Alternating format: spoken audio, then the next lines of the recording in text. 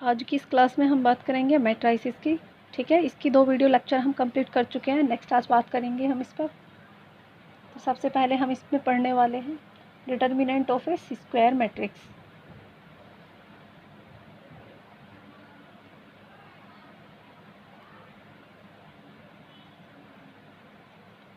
Square matrix, ठीक है। तो determinant of A square matrix, इसका मतलब क्या हुआ, जो स्क्वायर मैट्रिक्स है ना, इसी का ही हम डिटर्मिनेंट फाइंड कर सकते हैं। अगर वो मैट्रिक्स ही स्क्वायर नहीं हुई तो उसका हम डिटर्मिनेंट फाइंड ही नहीं कर सकते। और डिटर्मिनेंट को हम डिनोट जो करते हैं वो इससे करते हैं, या तो इस तरह से या फिर इस तरह से, ठीक है।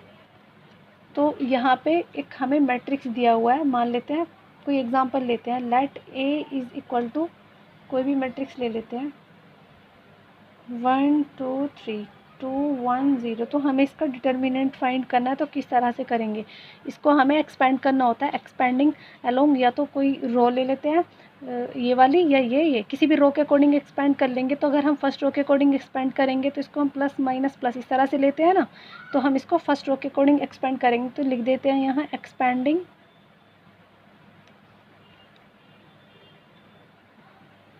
अलोंग द फर्स्ट रो, ठीक है। तो we have determinant A is equal to क्या मिलेगा हमें, इसके अकॉर्डिंग एक्सपेंड कर रहे हैं फर्स्ट रो के अकॉर्डिंग। तो हमने पहले 1 लिया, प्लस का 1, तो लिखने की ज़रूरत नहीं होती है प्लस को, क्योंकि कहाँ जहाँ कोई साइन नहीं होता वहाँ प्लस होता है। तो यहाँ 1 के अकॉर्डिंग एक्सपेंड कर रहे हैं, तो इसकी इसमें मल्टीप्लाई करेंगे, इसकी इसमें मल्टीप्लाई करेंगे। तो 1 की 2 में मल्टीप्लाई किया तो कितना आ गया 2। फिर माइनस लेते हैं, तो 1 की 0 में किया आ गया 0, ठीक है। फिर माइनस का 2 लेंगे, तो माइनस के 2 से ये भी ख़त्म, ये भी ख़त्म। अब 2 की 2 में मल्टीप्लाई करेंगे 4, फिर 0 की 0 में करेंगे -0। इसी तरह से प्लस का 3 लेंगे, अब इससे ये ख़त्म, ये भी। अब 2 की 1 में करेंगे मल्टीप्लाई 2, फिर माइनस का 0 की 1 में मल्टीप्लाई करेंगे -0, ठीक है। इसको सॉल्व करने के बाद क्या है, 2 - 8 और प्लस का 6, तो 6 और 2 हो गया 8, प्लस का और प्लस का 8 और माइनस का 8 हो गया कितना 0। तो ये आ गया हमारे पास डिटर्मिनेंट की वैल्यू आ गई 0, ठीक है। इसको सिंगुलर मैट्रिक्स भी बोल सकते हैं। नेक्स्ट बात करेंगे हम ऑर्थोगोनल मैट्रिक्स की। ऑर्थोगोनल मैट्रिक्स को भी हम एक एग्जांपल के अकॉर्डिंग समझेंगे। ऑर्थोगोनल मैट्रिक्स, ये ऑर्थोगोनल मैट्रिक्स क्या होता है, ऑर्थोगोनल मैट्रिक्स जो होती है, अगर यदि दिया हो A transpose A identity matrix, तो वो होती है ऑर्थोगोनल मैट्रिक्स। ऑर्थोगोनल मैट्रिक्स हम तब बोलेंगे जब हम इसका एक मैट्रिक्स होगी और दूसरी मैट्रिक्स की इसमें मल्टीप्लाई करेंगे ट्रांसपोज करके, तब निकल के आती है ऑर्थोगोनल मैट्रिक्स। इसको भी हम एक एग्जांपल के थ्रू समझेंगे।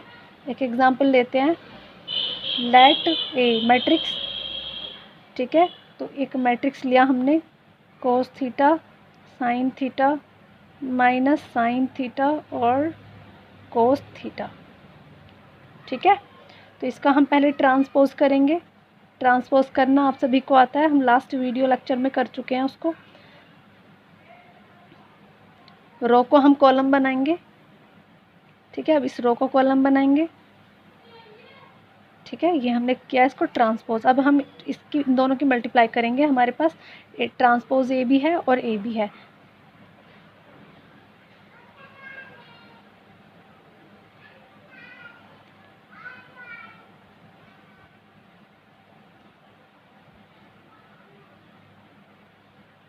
मल्टीप्लाई करना आप सभी को आता है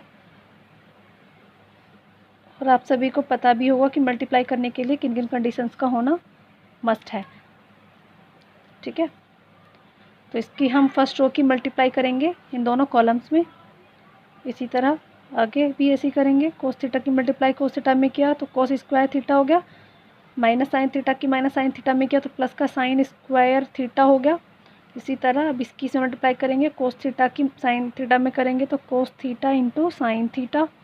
अब माइनस साइन थीटा की कोस थीटा में करेंगे मल्टीप्लाई, तो कितना होगा minus sine theta into cos theta, ठीक है। इसी तरह इसकी करेंगे सेकेंड रो की दोनों कॉलम में मल्टीप्लाई, साइन थीटा की कोस थीटा में करेंगे तो आएगा sine theta into cos theta, ठीक है।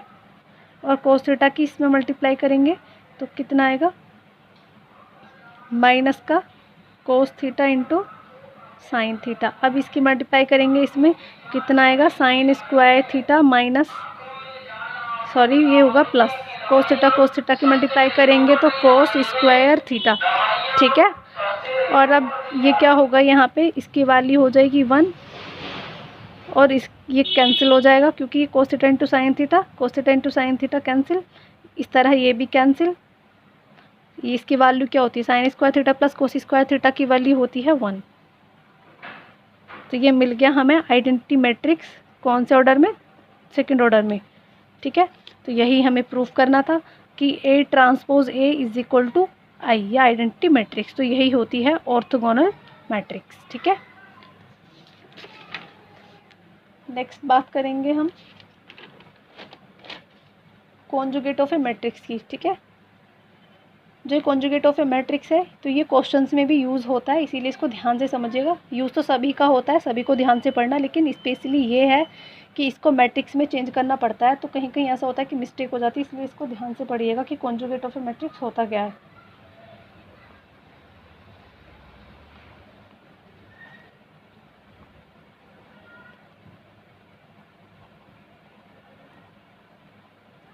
ठीक है,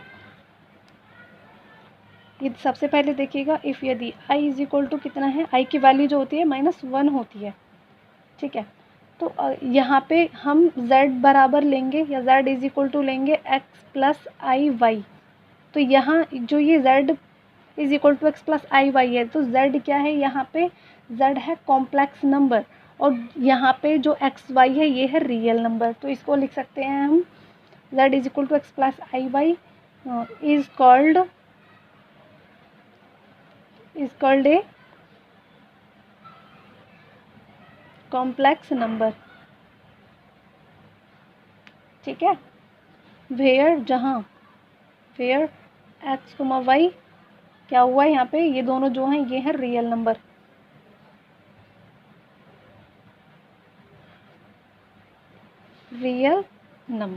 ठीक है, तो ये जो z है, जो ये हमारे पास कॉम्प्लेक्स नंबर है z, तो इसका जो कॉन्जुगेट होगा ना, तो वो इस कॉन्जुगेट निकालते हैं हम इस तरह से। जो ये i है तो ये i चेंज हो जाता है, यहाँ पे प्लस है तो माइनस का हो जाएगा, तो ये होता है कॉन्जुगेट ऑफ z या conjugate of A complex number. तो z का जो कॉन्जुगेट है ये निकल कर आया, तो ये होती है कॉन्जुगेट ऑफ ए मैट्रिक्स। और मैट्रिक्स का कॉन्जुगेट किस तरह से निकालेंगे ये भी हम एक एग्जांपल के अकॉर्डिंग समझेंगे। तो एग्जांपल लेते हैं हम, यहाँ पे कोई मैट्रिक्स है 2 + 3i 4 - 7i 8 और 9 + i 6 - i। कोई भी मैट्रिक्स ले लो, बस हमें देखना है इसमें कि कॉन्जुगेट किस तरह से करते हैं। तो हमें इसका कॉन्जुगेट करना है, तो कॉन्जुगेट इस तरह से लगाते हैं। तो इसको देखिए, इसका कॉन्जुगेट करना है तो जो i है, i का साइन चेंज हो जाएगा। तो 2 - i, ये 4 + 7i, या i को पहले लिख लो 7 से, यहाँ पे 8, ये i हो जाएगा प्लस का, ये 6, ये हो जाएगा 9 - i। तो इस तरह से निकालते हैं। तो ये क्या निकल कर आया हमें, कॉन्जुगेट। तो कॉन्जुगेट ऑफ ए इज़ इतना, तो ये कॉन्जुगेट ऑफ ए इज़ इतना आ गया, जो ये हमने निकाला है ए से। ठीक है, तो ये हो गया यहाँ पे conjugate of A matrix. Next बात करेंगे हम transposed conjugate of A matrix की। ठीक है, इसमें कॉन्जुगेट का भी यूज़ होगा, इसलिए मैंने पहले बताया है इसको।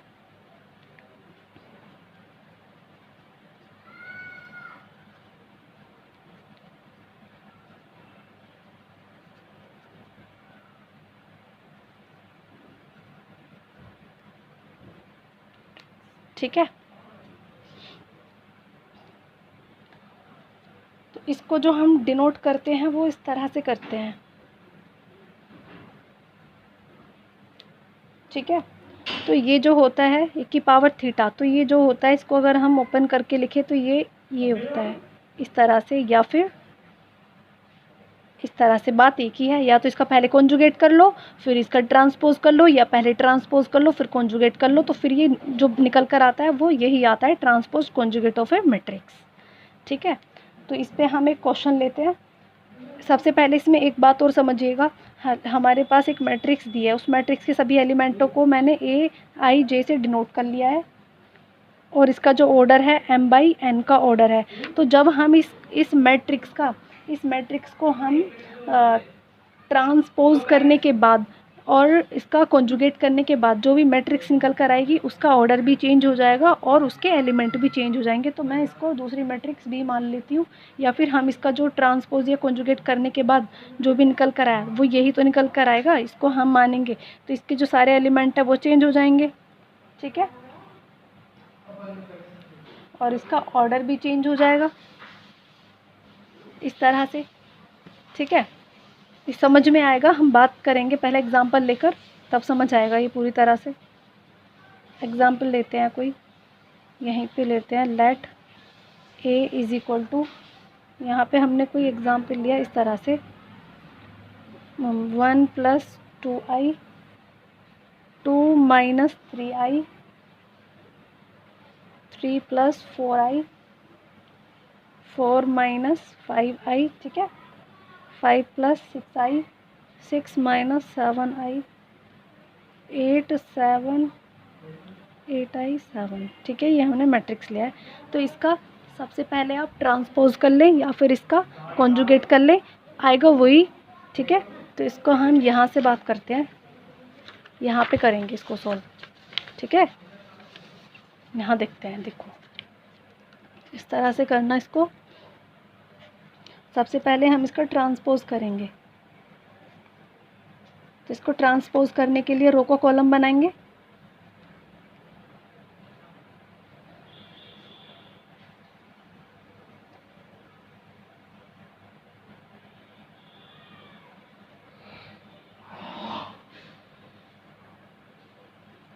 ठीक है।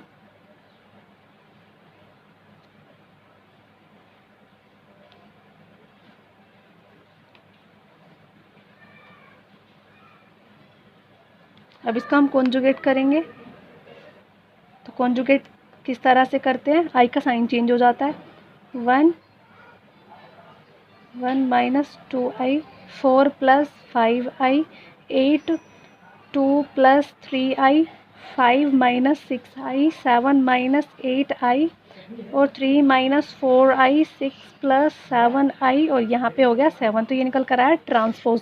तो इसी को ही हम डिनोट करते हैं a⁻θ से, इस तरह से इसको हम डिनोट करते हैं। तो ये होता है transposed conjugate of A matrix, ठीक है। नेक्स्ट हम बात करेंगे सिमेट्रिक मैट्रिक्स की बात करेंगे, ठीक है। सिमेट्रिक मैट्रिक्स क्या होता है,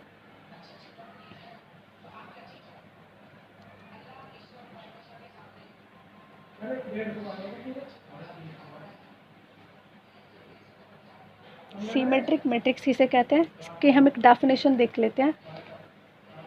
ए मैट्रिक्स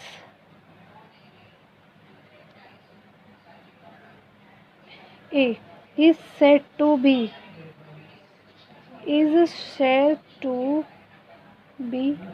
symmetric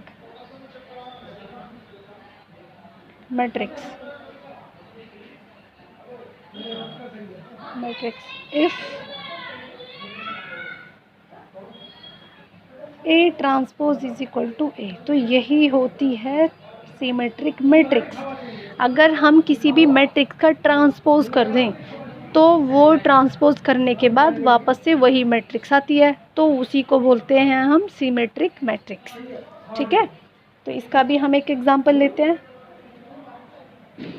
हमने let A is equal to 1 2 3 2 8 - 4, ठीक है।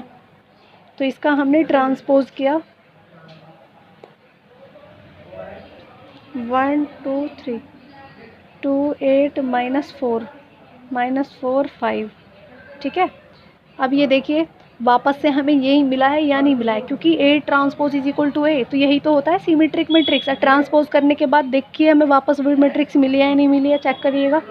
1 2 3, ठीक है, 1 2 3 2 8 - 4 2 8 - 4 3 - 4 5 3 - 4 5, तो ये मिल गया ना। तो यही तो हमें प्रूफ करना था, A transpose is equal to A, यही मिल गया। तो यही होती है सिमेट्रिक मैट्रिक्स। नेक्स्ट बात करेंगे हम स्क्यू सिमेट्रिक मैट्रिक्स की, ठीक है।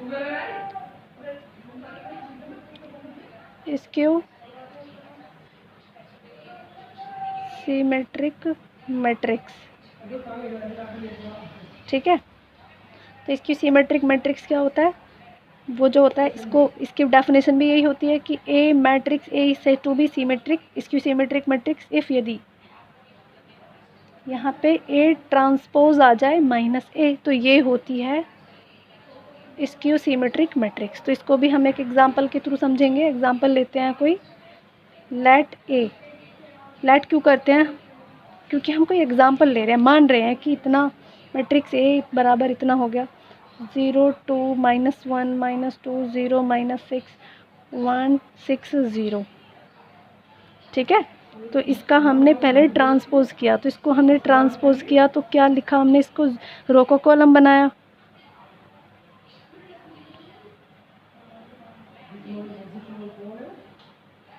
ठीक है, इसको ट्रांसपोज किया, ये ट्रांसपोज कर लिया। अब हमें चाहिए माइनस ए, जो हमारे पास ये ए मैट्रिक्स है, इसको हम माइनस से मल्टीप्लाई करेंगे, अंदर भी इसमें माइनस से मल्टीप्लाई करेंगे तो क्या हो जाएगा, 0 -2 1 2 0 6 -1 -6 0। अब ये देखिए कि transpose A is equal to minus A आया है या नहीं। ये देखिए 0 -2 1 0 -2 1 2 0 6 2 0 6 -1 -6 0 -1 -6 0 आ गया ना, यही तो यही होती है इसकी सिमेट्रिक मैट्रिक्स। ठीक है। नेक्स्ट हम बात करेंगे हर्मिशियन मैट्रिक्स की और इसकी हर्मिशियन मैट्रिक्स की। ठीक है। तो हर्मिशियन मैट्रिक्स क्या होता है, आज के लिए बस इतना ही। नेक्स्ट बात करेंगे हम नेक्स्ट वीडियो लेक्चर में।